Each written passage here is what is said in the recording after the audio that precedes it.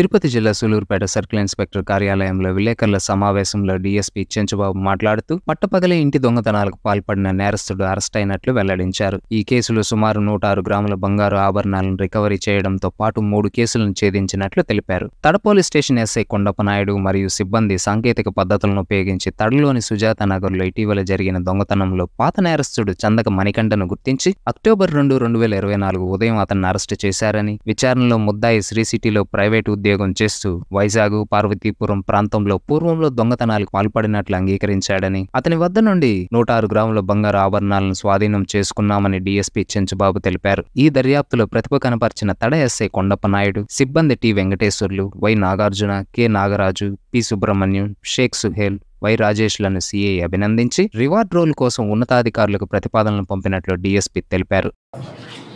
September 27వ తేదీన తడ సుజాత నగర్ కాలనీలో ఒక డేహెచ్బి పగలు ఇంట్లో ఎవరో లేని సమయంలో దొంగతనం జరిగింది.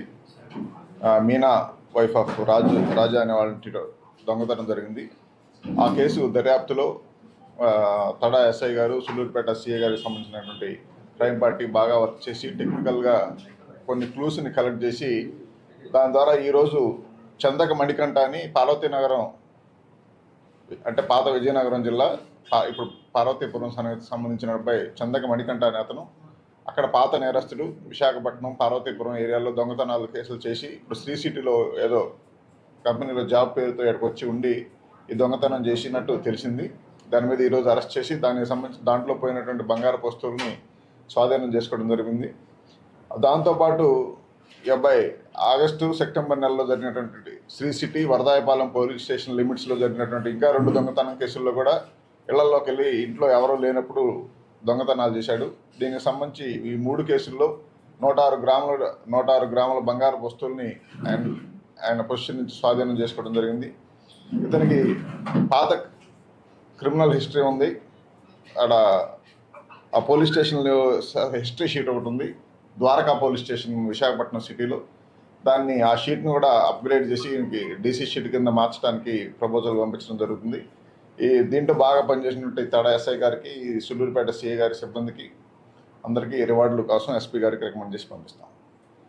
ఎక్కడైనా సరే ఇక్కడ ఎక్కువగా ఉన్నటువంటి చుట్టుపక్కల ఉండేటువంటి ప్రజలు ఎక్కువ కంపెనీస్లో పనిచేస్తారు. పగల ఇంట్లో ఎవరూ లేకుండా వెళ్ళిపోతూ ఉంటే ఇలాంటి హెచ్పీలు దొంగతనాలు జరిగే అవకాశం ఉంది. కాబట్టి కనీసం ఆ ఇళ్లకు దగ్గరలో వాళ్ళ స్తోమతను బట్టి కానీ లేదంటే బజార్లో కానీ సీసీ కెమెరాలు ఉంటే మనకి చాలా ఉపయోగం ఉంటుంది.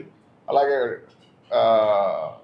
ఎల్హెచ్ఎంఎస్ అని స్టేట్ గవర్నమెంట్ మన పోలీస్ తరపు నుంచి లాక్డ్ హౌస్ మానిటరింగ్ సిస్టమ్ అని ఉంది. రాత్రిపూట కనుక ఎవరైనా 2-3 రోజులు ఊరు వదిలిపెట్టి తాళం వేసి వెళ్ళేటట్టయితే పోలీస్కి ఇన్ఫర్మేషన్ ఇస్తే ఎల్హెచ్ఎంఎస్ ద్వారా కూడా ఇట్లా దొంగతనాలు జరగకుండా అరికట్టడానికి అవకాశం ఉంటుంది. ప్రజలకు మంచి మేలు జరుగుతుంది. ఈ అవకాశాన్ని ఉపయోగించుకోవాల్సిందిగా సూలూరుపేట ప్రాంత ప్రజలందరికీ పోలీస్ శాఖ తరఫున విజ్ఞప్తి చేస్తున్నాం. Thank you.